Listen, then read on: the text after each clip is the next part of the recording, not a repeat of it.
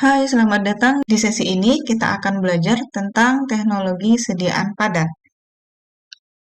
Seperti yang kita ketahui, ada banyak sekali bentuk dari sediaan padat, apalagi ditambah dengan berkembangnya teknologi di masa sekarang.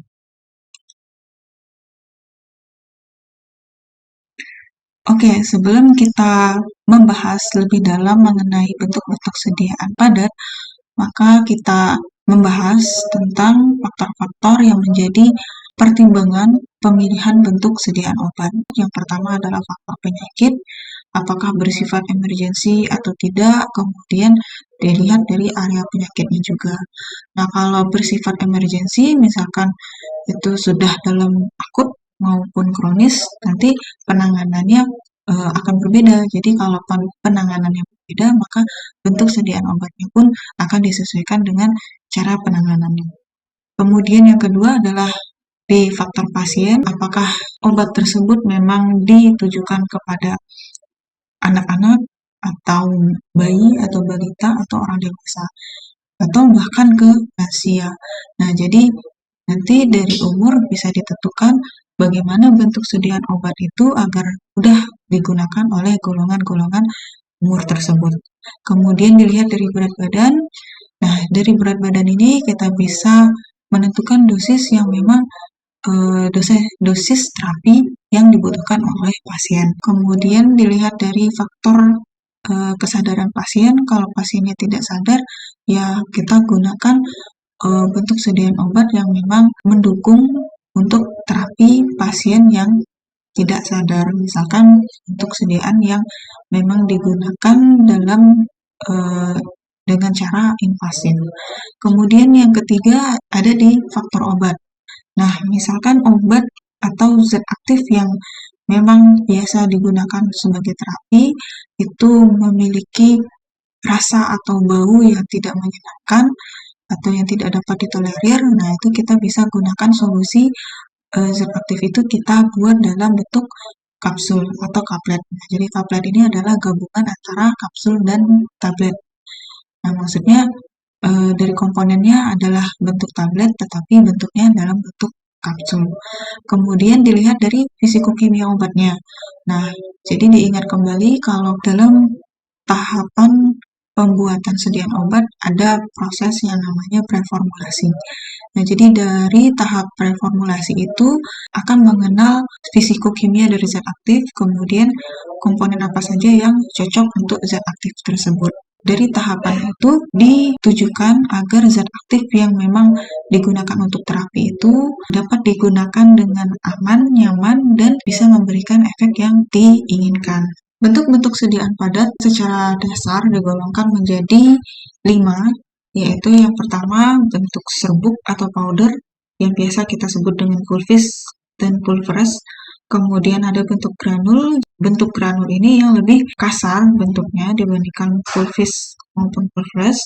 Kemudian yang ketiga adalah tablet yang memang dalam bentuk kompresi, jadi yang memang dibuat dalam metode Kempa. Kemudian yang keempat adalah dalam bentuk kapsul, bentuk serbuk atau powder atau granul yang dimasukkan dalam cangkang kapsul. Kemudian yang terakhir adalah bentuk-bentuk non-konvensional.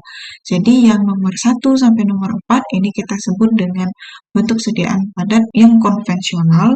Kemudian yang terakhir adalah yang non-konvensional. Jadi yang non-konvensional ini adalah bentuk-bentuk sediaan yang memang didesain secara khusus yang tentunya bertujuan untuk memperbaiki kualitas-kualitas dari bentuk yang konvensional. Oke, kita masuk ke bentuk sediaan padat yang pertama, yaitu bentuk pulvis. Jadi bentuk pulvis ini yang paling dasar dari bentuk-bentuk sediaan padat. Nah, bentuk pulvis ini merupakan suatu campuran obat dan atau bahan kimia dalam bentuk kering, halus, dan homogen. Jadi ingat, kalau bentuk-bentuk sediaan padat itu pastinya kering. Kemudian kalau yang bentuknya pulvis itu pasti yang homogen dan halus. Nah, bentuk pulvis ini tidak hanya pada sediaan-sediaan obat, tetapi juga ada pada sediaan kosmetik. Misalkan pada bedak tabur atau bedak yang memang digunakan pada muka. Nah, jenis-jenis bentuk pulvis itu ada 3, yang secara konvensional yaitu serbuk oral tidak terbagi, kemudian ada pulverus aspersorium yaitu serbuk tabur, kemudian ada powder for injection. Contoh dari serbuk oral tidak terbagi itu seperti yang biasa kita lihat di pasaran, seperti suspensi kering. Nah, yang suspensi kering pun kita bisa sebut dengan pulvis.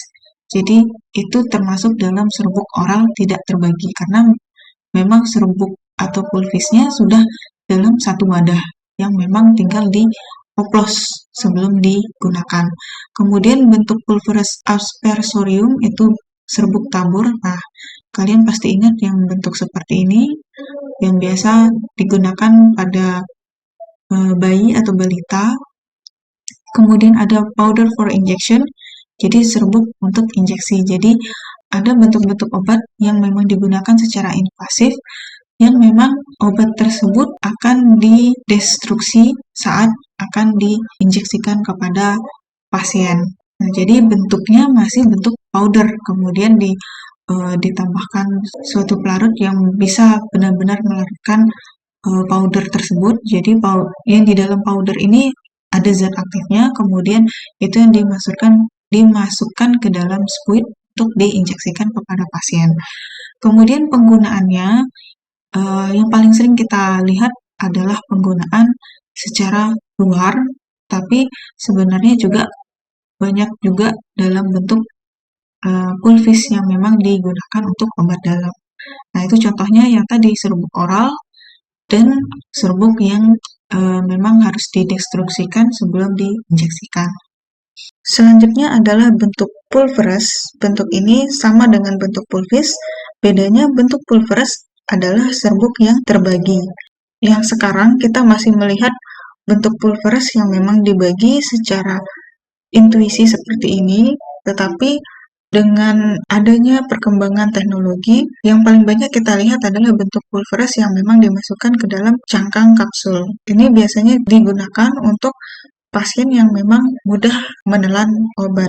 Nah, kalau untuk pasien anak-anak maupun bayi, nah ini masih menjadi alternatif untuk membantu pasien dalam meminum obat. Selanjutnya adalah bentuk granul. Bentuk ini memiliki ukuran partikel yang lebih besar dan lebih kasar dibandingkan dengan serbuk yang lebih halus dan ukuran partikelnya lebih kecil.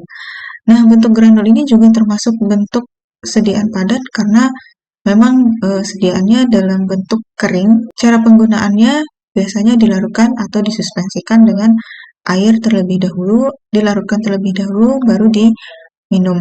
Di pasaran sekarang, kebanyakan memang granul ini dimodifikasi atau non-konvensional yang memang bentuk granul dimasukkan ke dalam cangkang kapsul untuk memudahkan penggunaan dari obat tersebut. Selanjutnya adalah bentuk tablet. Tablet merupakan sediaan padat yang kompak dibuat secara kempa atau cetak dalam bentuk tabung pipih atau sirkular. Jadi kedua permukaan rata atau cembung mengandung satu jenis bahan obat atau lebih dengan atau tanpa zat tambahan. Tetapi secara umum memang bentuk tablet ini dibuat dengan membutuhkan beberapa bahan-bahan tambahan atau eksipien. Bentuk tablet ini adalah bentuk yang paling umum kita temukan yang memang secara oral ini sangat praktis, cara pembuatannya juga sederhana, dan memang menjadi lini pertama untuk pemilihan sediaan obat. Bentuk tablet ini ukurannya juga berbeda, bentuknya, beratnya, kekerasan, ketebalan, dan daya hancurnya. Jenis-jenis sediaan tablet ada banyak, seperti tablet salut. Nah, salut ini ada yang salut gula atau salut selaput, atau juga tablet selaput entrik. Ada tablet yang didesain secara sublingual atau bukal, tablet berlapis, effervescent, kunyah, vaginal, hisap, retort, kaplet, dan pelet. Nah, di luar dari bentuk-bentuk konvensional ini, ada juga bentuk yang non-konvensional seperti sediaan pelepasan terkendali. Nah, ini sediaan pelepasan terkendali atau yang kita sebut dengan kontrol release, ini sudah banyak kita temukan di pasaran. Oke, jenis tablet yang pertama adalah tablet salut gula. Nah, ini biasa kita lihat kalau yang bentuk salut gula itu pada umumnya memang yang berwarna mencolok seperti ini. Nah, tablet salut gula ini memang secara sederhananya merupakan tablet biasa yang dilapisi seluruh permukaan tablet, yaitu dilapisi dengan lapisan gula. Nah, ini bertujuan untuk menutupi rasa dari zat aktif yang ada di dalam komponen tablet. Jenis-jenis tablet yang selanjutnya adalah tablet salut saput dan salut aktif. Untuk prinsipnya sama dengan tablet salut gula tadi, yaitu tablet konvensional yang dilapisi oleh suatu film atau suatu selaput di permukaan tablet tersebut. Nah, tentunya pada pemberian salut pada tablet ini merupakan langkah tambahan dalam proses pembuatan dan pastinya akan menaikkan biaya produksi. Karena memang ada satu teknik khusus untuk memberikan suatu selaput pada tablet. Tablet selaput ini memiliki beberapa tujuan khusus, misalkan pada salut entrik. Nah, untuk salut entrik ini tujuannya adalah untuk melindungi zat aktif, untuk zat aktif yang memang mudah terdegradasi oleh adanya kondisi-kondisi yang ada di lambung. Tujuan-tujuan dari bentuk tablet salut selaput dan salut entrik adalah yang pertama, menutupi rasa, bau, dan warna obat supaya lebih terlihat estetik. Nah, untuk yang kedua, untuk memberikan perlindungan fisik dan kimia pada obat. Kemudian yang ketiga, untuk mengendalikan pelepasan obat dari tablet. Yang keempat, untuk melindungi obat dari suasana asam lambung atau pH lambung dengan menyalutnya. Kemudian sesuai dengan namanya salut entrik ditujukan untuk zat aktif terlepas di entrik. Kemudian yang selanjutnya adalah untuk memperbaiki penampilan dengan menggunakan warna-warna khusus yang lebih kontras. Kemudian untuk jenis penyalut yang digunakan untuk tablet salut itu ada dua. Yang pertama adalah tablet salut gula, kemudian yang kedua adalah penyalutan lapis film atau film coated. Untuk tablet salut selaput biasanya digunakan untuk melindungi obat dari degradasi obat yang ada pada suasana lambung. Kemudian yang salut entrik memiliki tujuan khusus, yaitu melindungi obat hingga obat itu sampai ke entrik untuk bisa terdisolusi. Nah, setelah terdisolusi, maka obat tersebut akan terabsorpsi entrik. Selanjutnya adalah tablet sublingual atau yang kita sebut dengan tablet bukal. Jadi sediaan ini digunakan dengan cara tablet disisipkan di antara pipi, dari antara dinding pipi dan gusi atau di bawah lidah. Ini ditujukan untuk obat-obat yang diformulasikan untuk terdisolusi secara perlahan yang selanjutnya diabsorpsi melalui mukosa sistemik. Nah, maksudnya adalah di sekitar dinding pipi atau di gusi atau di bawah lidah itu ada banyak pembuluh darah yang memang diharapkan nanti saat terjadi disolusi maka zat aktifnya akan langsung terabsorpsi masuk ke pembuluh darah tersebut. Nah, ini biasanya diformulasikan untuk zat aktif yang diharapkan bisa berefek lebih cepat karena saat pengaplikasiannya setelah terdisolusi langsung terabsorpsi masuk ke pembuluh darah. Jadi akan mempersingkat perjalanan obat tersebut untuk capai reseptor agar dapat berefek. Tujuan khusus dari tablet sublingual atau bukal itu adalah untuk mencegah obat melewati proses first pass effect. Jadi first pass effect itu adalah fenomena metabolisme obat di mana konsentrasi obat berkurang secara besar sebelum mencapai sirkulasi sistemik. Jadi ada beberapa zat aktif yang melalui first pass effect ketika digunakan secara oral. Nah, first pass effect itu terjadi karena adanya faktor dari enzim yang ada di hati atau liver. yang ada di dinding usus. Jenis-jenis tablet yang selanjutnya adalah tablet berlapis atau multilayer tablet. Nah, secara penampakannya, bentuk tabletnya seperti berlapis atau yang berbentuk sandwich. Nah, setiap layernya memiliki tujuan yang berbeda. Nah, jadi tujuan dari tablet berlapis atau multilayer tablet ini adalah yang pertama, memisahkan bahan obat yang tak tercampur. Artinya setiap layer ini memiliki zat aktif yang berbeda. Biasanya digunakan untuk kasus-kasus yang membutuhkan terapi ganda. Nah, kemudian yang kedua, jika diinginkan efek yang bersambung. Nah, maksudnya di sini adalah dari pelepasan obatnya. Nah, bisa jadi di setiap lapisan obat ini memiliki zat aktif yang sama, tetapi komponennya berbeda. Artinya, kemungkinan di layer yang pertama, zat aktifnya didesain untuk terdisolusi secara segera. Nah, kalau di layer yang selanjutnya, didesain untuk pelepasannya terkendali. Nah, itu yang dimaksud dengan efek yang bersambung. Artinya yang biasanya zat aktif yang diminum 3-4 kali sehari itu bisa didesain dalam satu sediaan, satu tablet yang hanya diminum 1 kali sehari tetapi memberikan efek sepanjang hari. Kemudian yang ketiga adalah tentu saja secara estetika, tablet berlapis ini terlihat lebih menarik. Selanjutnya adalah tablet effervescent. Sediaan ini jika di lingkup sediaan obat, maka tujuannya adalah mempercepat disintegrasi zat aktif. Nah, untuk mempercepat disintegrasi zat aktif ini, diperlukan adanya reaksi effervescent. Jadi effervescent itu adalah peristiwa pembuihan karena adanya gelembung-gelembung gas dalam cairan sebagai hasil reaksi kimia. Nah, hasil dari reaksi kimia ini karena adanya asam sitrat dan natrium bikarbonat antara asam dan basa yang menghasilkan CO2 atau karbon dioksida. Nah, karena ada pembuihan oleh adanya pembebasan CO2 tersebut, maka akan mempercepat disintegrasi dari zat aktif.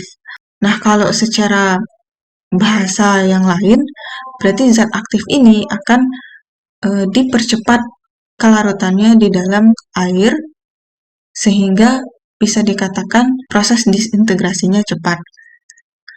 Nah, untuk persyaratan bahan yang digunakan untuk formula effervescent itu adalah zat aktif harus larut dalam air karena memang saat diaplikasikan pastinya tablet effervescent ini harus dilarutkan dalam air terlebih dahulu. Nah, kemudian keuntungan dari tablet effervescent ini adalah tidak butuh menelan tablet. Nah, karena ada satu keuntungan ini, maka untuk zat aktif yang dosisnya tinggi, itu bisa diformulasikan dalam bentuk tablet effervescent. Kemudian, rasanya bisa lebih menyegarkan, karena adanya reaksi effervescent tadi. Kemudian, absorpsinya lebih baik, karena adanya proses disintegrasi yang lebih cepat, karena kelarutannya juga lebih cepat, dan sangat mudah larut dalam air, tentunya partikelnya ukurannya akan lebih kecil, sehingga dapat memberikan proses absorpsi yang lebih baik.